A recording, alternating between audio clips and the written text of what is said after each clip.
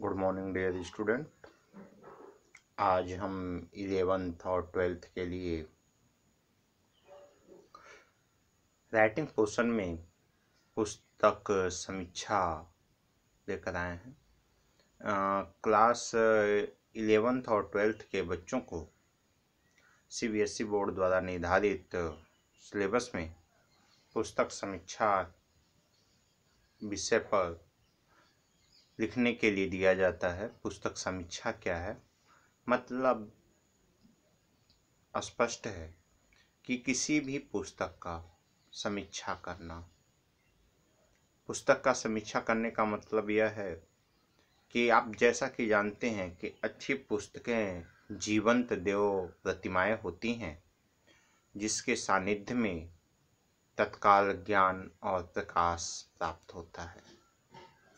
अच्छी पुस्तकें जीवंत देव प्रतिमाएं, जिसके सानिध्य में तत्काल ज्ञान और प्रकाश मिलता है।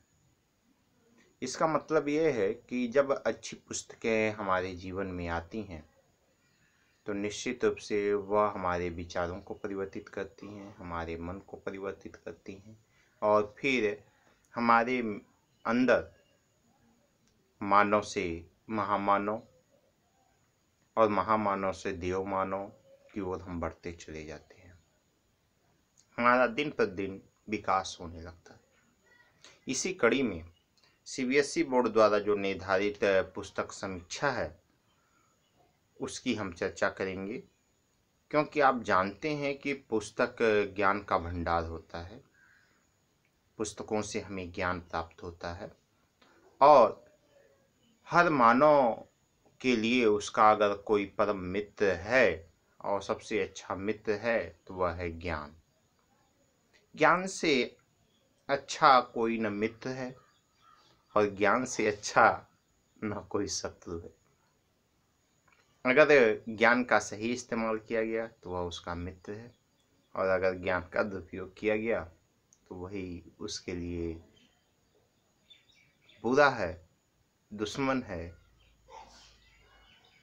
लेकिन हमारा टॉपिक उधर नहीं है। हमारा टॉपिक है पुस्तक की समीक्षा। आप अपने आज तक के लाइफ में बहुत सारी पुस्तकें पढ़ी होंगी,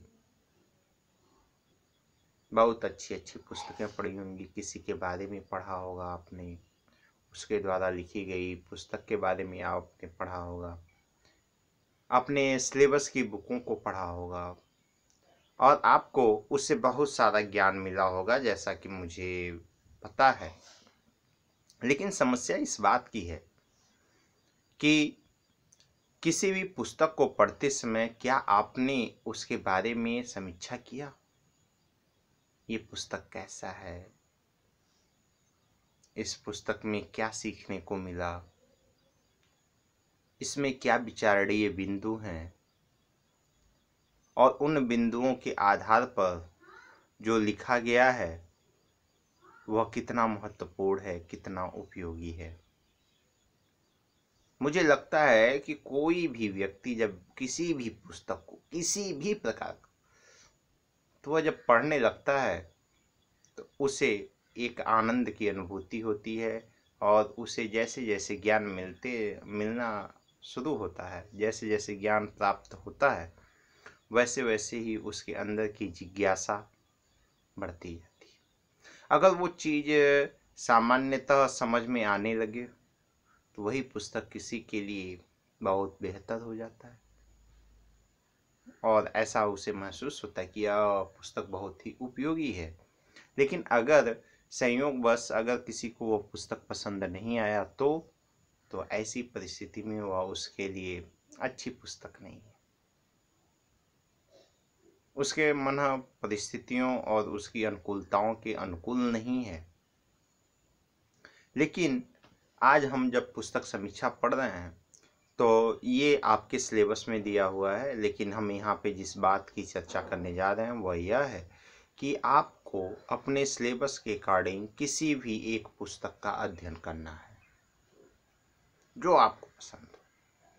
प्रयास यही रहना चाहिए कि आप हिंदी का पेपर देने जा रहे हैं तो प्रयास यह हो कि अगर हिंदी साहित्यकारों की में से कोई हो और उनकी कोई रचना हो तो वह ज़्यादा बेहद और सुरक्षित माना जाता है। क्योंकि आप हिंदी पढ़ रहे हैं तो अगर आप इंग्लिश के किसी रचनाकार के बारे में लिखेंगे या किसी उसके पुस्तक के बारे में लिखेंगे तो उसे हिंदी में आपको पहली चीज़ तो ट्रांसलेट करना पड़ेगा उसके पूरे भाव को, और फिर उसके बाद उसे प्रस्तुत करना होगा। इससे एग्जामिनर को भी कॉपी चेक करने में थोड़ी दिक्कत आ सकती है, क्योंकि वह उस पुस्तक के बारे में जानता है या नहीं जानता है, ये अलग का विषय है।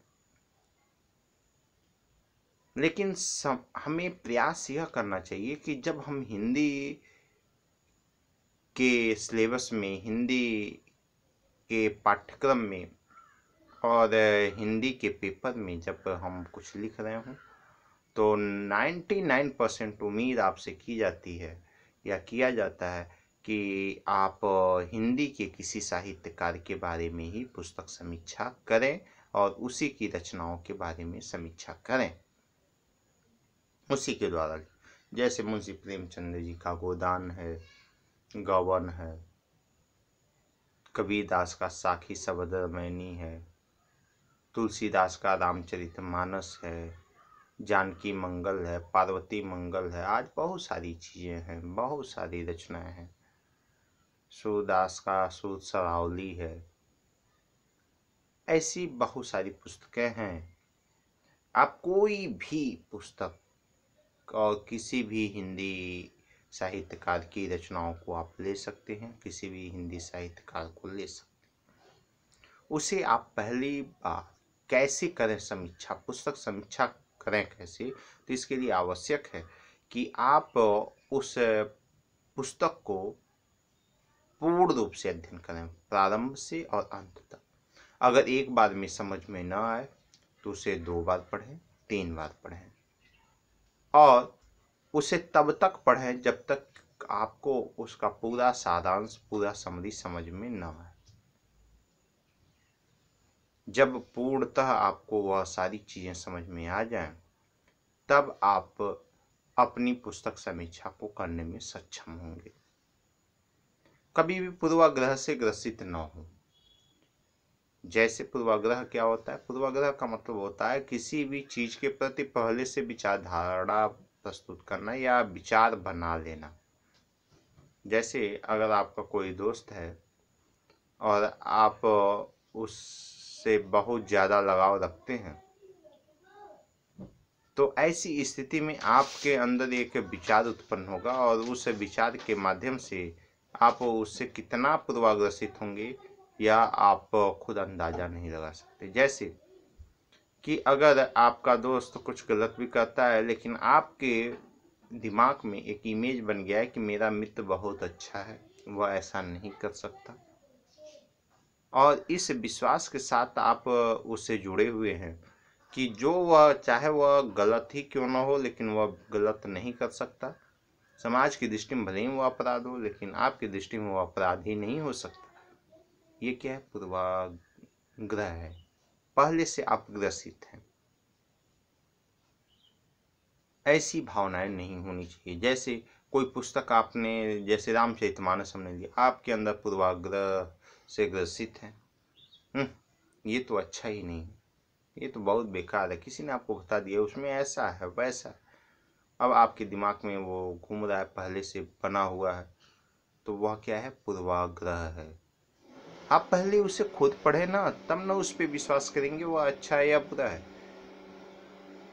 किसी ने कह दिया कि APJ अब्दुल कलाम का अग्नि की उड़ान जो है बहुत बढ़िया है, मैंने उसे पढ़ा है, बहुत मजा आता। अच्छा, और आप पढ़ने गए, आप ऊब गए।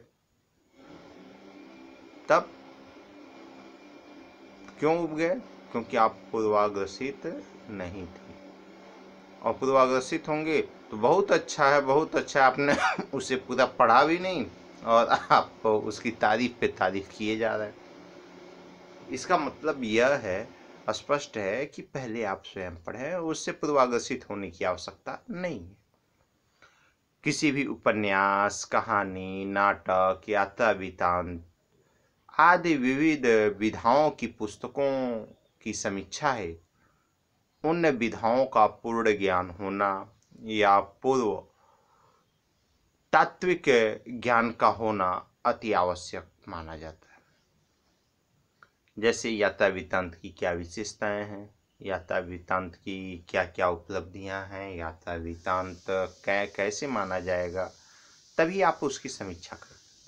उपन्यास के क्या गुण होते हैं, उसके पात्रों का चयन क्या होता है, उसमें चित्रण क्या होता है, ये सारी चीज़ें आपको जब जानकारी होंगी, नायक खलनायक, तब आप उसकी समीक्षा पूर्ण रूप से कर पाएंगे। तो इसका भी ज्ञान होना अति आवश्यक है। पुस्तक की जो समीक्षा करते समय अच्छे पहलुओं को साथ साथ नकारात्मक पक्ष पर भी टिप्पणी करना अति आवश्यक है। समीक्षा का मतलब है, जैसे मैं आपको अगर देखूं और आपको देखने के बाद में कोई कहे कि इनकी समीक्षा करिए, तो मैं आपकी सिर्फ बड़ाई ही न करूं, आपकी कुछ अच्छाइयों के साथ साथ कुछ बुराइयां भी होंगी, कुछ कमियां भी होंगी, दोनों को समान भाव से डिवाइड करिए। जितना आप अच्छाई लिख रहे हैं उसका कुछ परसेंट, 40%, 30% तक आप उसकी आलोचना भी करिए एक तरीके से, उसमें क्या कमियां रह गई हैं। समीक्षा का मतलब यही होता है। और पुस्तक समीक्षा बहुत ज़्यादा विस्तारित नहीं होना चाहिए, बहुत ज़्यादा बड़ा नहीं होना चाहिए, क्योंकि अगर पुस्तक समीक्षा बहुत ज़्यादा बड़ा हो जाएगा तो वह अच्छी बात नहीं है। मैं आपको बताते चलूं, अभी मैंने आपको पुस्तक समीक्षा के बारे में बताया। पुस्तक समीक्षा का यह भाग अर्थात परीक्षा की दृष्टि से पुस्तक समीक्षा के क्या क्या निर्देश होते हैं मैंने आपको बताया। अब मैं अगले वीडियो में सेकंड पार्ट में आपके सामने जो लेके आऊँगा वह होगा कि उसके कौन कौन से पार्ट हैं और उसे कैसे लिखा जाता है। आज के लिए इतना ही। धन्यवाद।